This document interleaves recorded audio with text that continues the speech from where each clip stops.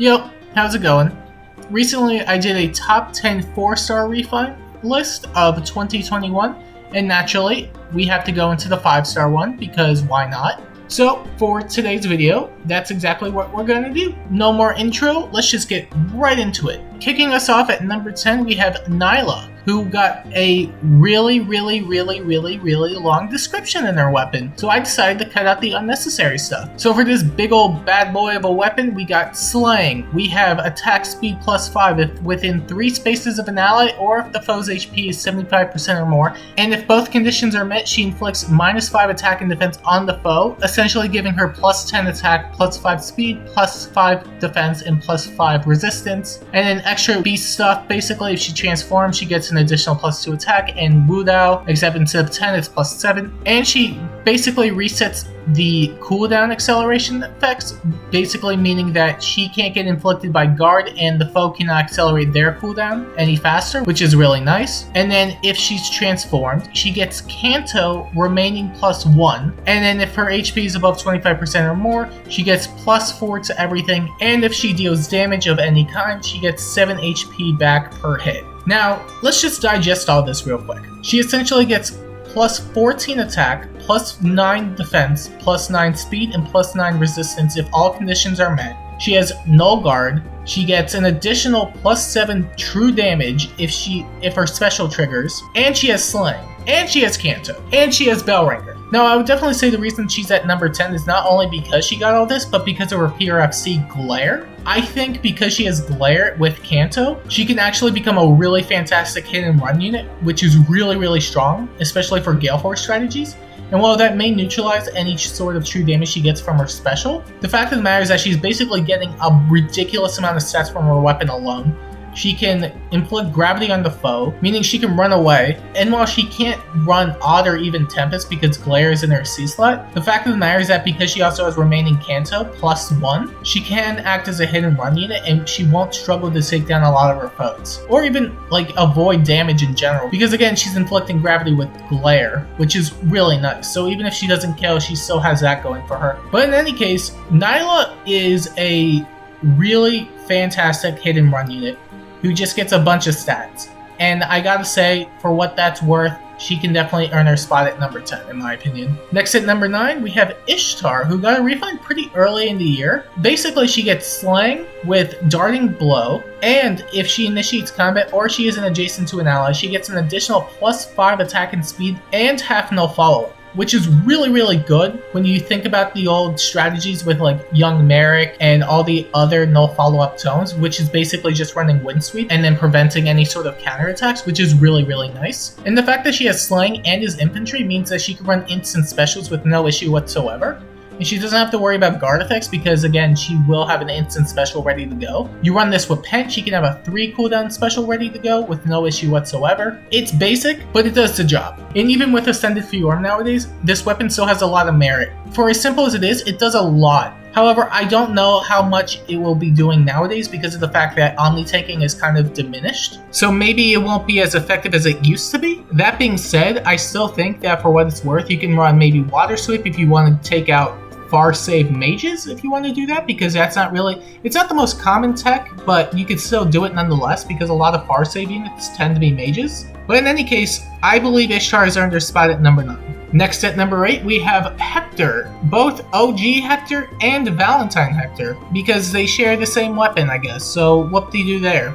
Berserk Armads is a really fantastic weapon now. It keeps its base effect with Slaying and Wrath, which is totally fine, but the refine effect is what makes it really strong, given that if the foe initiates combat, it inflicts -5 attack and defense on the foe, and it heals up 30% of the unit's maximum HP. I already praise Halloween Grima for this because of the fact that it just is really good for your sustainability, but the fact that it also adds true damage, it has Slaying, and it inflicts additional debuffs on the foe means that Hector is going to be hitting ridiculously hard with this weapon, and he's going to be harder to take down without any sort of armor effectiveness. And again, for what it's worth, it's basic, but it also does the job really well. And it makes him a really formidable near save unit. Next at number 7, we have Ryoma, both OG and Legendary. Legendary definitely has a bit more benefits going for him because of the fact that he has Bushido 2, but this isn't really a remix list. It's more of a refine list, so it's kind of up there. But nevertheless, it's Distant Counter with Spectrum 4 and no follow-up. Another really simple refine, but the fact of the matter is that because it has no follow-up in the weapon is what makes it so good. It basically frees up Ryoma's B slot for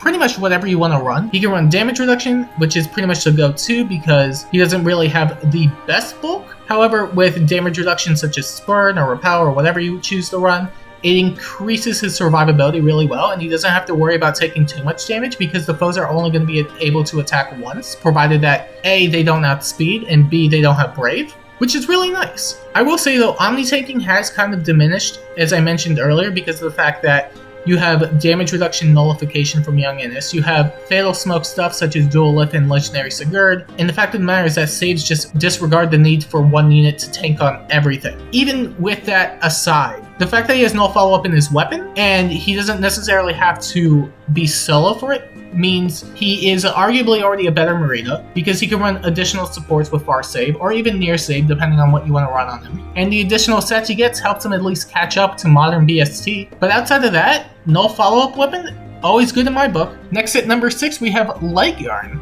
who also got a no follow-up weapon.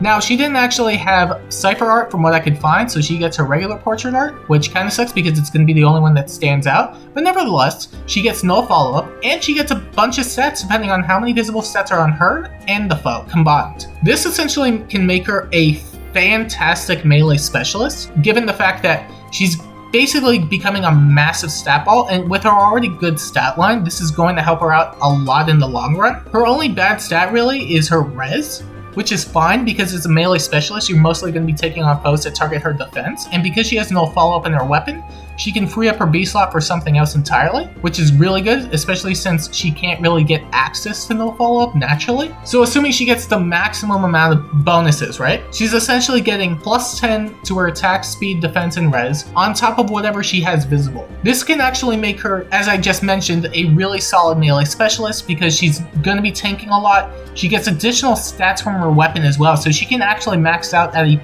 total of plus 14 to everything if all the conditions are met, which shouldn't be too hard because by buffing Leg Yarn alone, you can easily meet 6 or 7 of that. So at minimum, you're easily getting plus 10 to everything. And then again, no follow-up is just a cherry on top because of the fact that you're preventing guaranteed follow-up attacks. She's minimizing the amount of damage she's taking in, and even though she doesn't have access to damage reduction, the fact of the matter is that her stat total is just a well above and beyond that of Ryoma. And for that, I have to put her right above Ryoma because she just acts as a way better melee specialist. Next at number 5, we have Brave Elliot, who is essentially a defensive version of Brave Alm. He gets Dragon and Beast effectiveness. He gets Spectrum 5 if he initiates combat or is within 2 spaces of an ally, and he has half no follow-up, basically meaning he's not going to have an issue doubling whatsoever. This on top of the fact that he gets an additional plus 5 to everything if he initiates combat, and he gets damage reduction. He basically has every infantry perk he wants for a PRF, which is ridiculously nice. So plus 10 to everything, Beast and Dragon effectiveness, and damage reduction, on top of half no follow-up, means that Elliot is going to be a player phase monster. On top of the fact that it's going to be hard to take him out in the enemy phase because of the fact that he gets damage reduction on both phases, on top of the plus 10. He could also run Wind Sweep because he does get the half no follow-up, meaning he could just prevent counterattacks outright and become a blue Brave Alm in a sense, minus some of the extra perks that Brave Alm gets. But outside of that, I would definitely say Brave Elliot is one of the big winners this year when it came to CYL refines and refines in general. Next at number 4, we have Legendary Ephraim. Now, Legendary Ephraim and regular Ephraim actually share the weapon because OG Ephraim can have access to Flame Segment. He's one of the few units that was able to do that. But the difference between him and Legendary Ephraim is that Legendary Ephraim also has Solar Brace too, which allows him to bypass guard effects, which is really, really strong because this PRF guarantees follow-up attacks and accelerated cooldown per attack, meaning every time he or a foe attacks, he gets additional cooldown. Now, there is a perk to using it on OG Ephraim too because of the fact that he is infantry, meaning he can run Times Pulse, and because Flame Segment doesn't have Slaying in the weapon, it's going to be harder to Gale Force if he one-taps, which can actually happen because it's essentially a 28 might PRF, given that it's a 16 might weapon that grants attack plus 3, and an additional attack plus 4, and it inflicts defense -5 on the foe. And because it also grants additional defense and inflicts attack penalties on the foe, he can actually take hits really, really well. And honestly, I would definitely say he's one of the stronger nukes that we have in the game too, because of the fact that not only does he hit stupid hard, but because of the what's essentially Special Fighter without the guard effect present, he can always spam Dragon Thing on the second hit, especially with Solar Brace 2. And I am going to count the fact that, yes, Solar Brace 2 isn't part of the refine, it's part of a remix, so I'm not necessarily going to be downplaying OG Ephraim all too much because of it, because I kind of did the same thing with Legendary Ryoma. There's no reason to separate them because of the fact that they both each have their own perks. And I gotta say, I also value the movement too. I definitely think that having the additional movement is really, really nice. But nevertheless, with all my thoughts just pretty much everywhere because of the fact that remix, refine, whatever, blah, blah, blah, blah, blah, I would definitely say that Flame Sigma got a really fantastic refine, and to downplay its significance would not be doing it justice. Now, you could definitely make the argument that maybe Brave Elliot is better than Legendary Ephraim.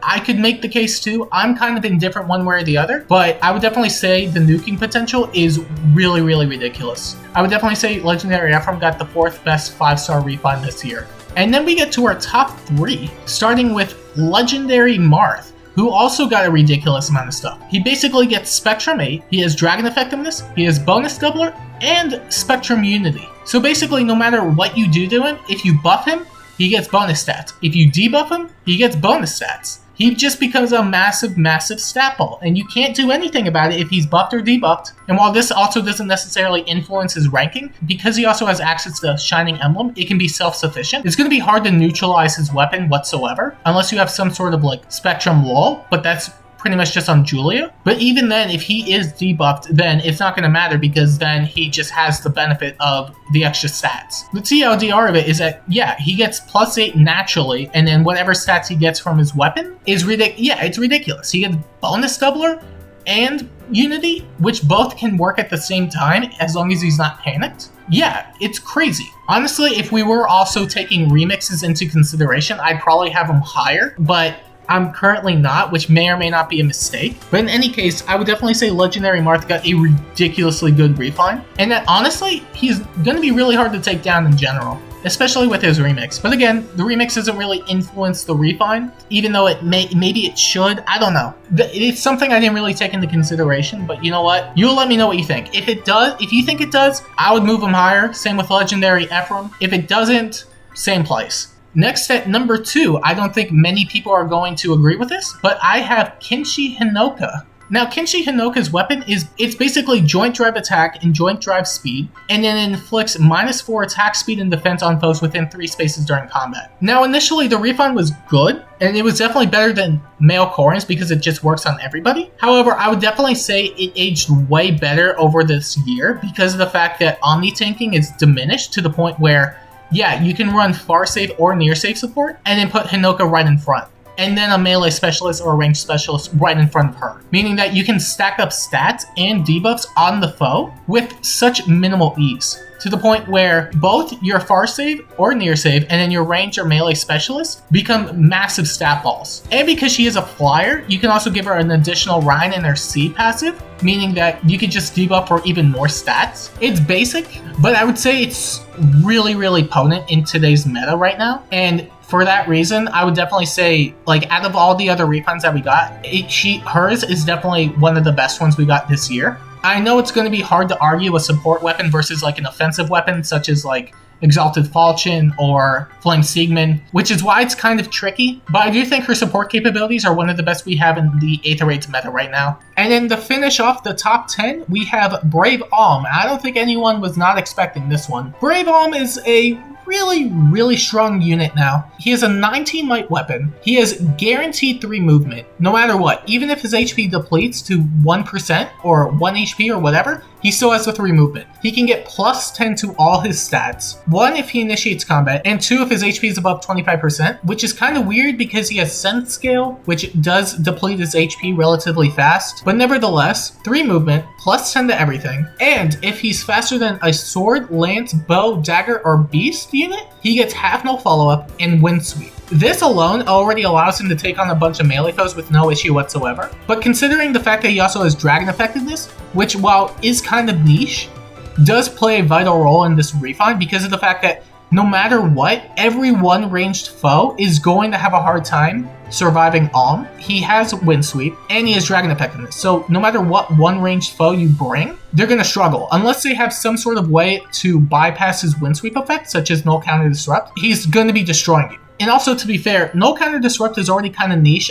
on melee specialists. I personally run it on one of my units, but that's just because they can afford to run it. But most units tend to either run Null Follow-Up in their B slot or Damage Reduction, because they can't run anything else. And as such, I would definitely say Brave Alm is one of the scariest quote-unquote cavalry units that we have in the game. He can get shut down by Stall Ploy, but that is also niche. It is on Loki now, so if you do have her, you can always run her. But outside of that, Brave Alm's Refine is ridiculously stacked, and for me to put him any lower than 1 would be an insult. Although I do wish we saw more Brave Alms, because I think he actually has a lot of potential on Aether Raid's defense. But nevertheless, Draco Falchion is a fantastic weapon now. And even though everyone memed on Alm for the past 2-3 years, he finally has his time to shine. And good for him. Brave Alm definitely got the best 5-star refine this year in my opinion.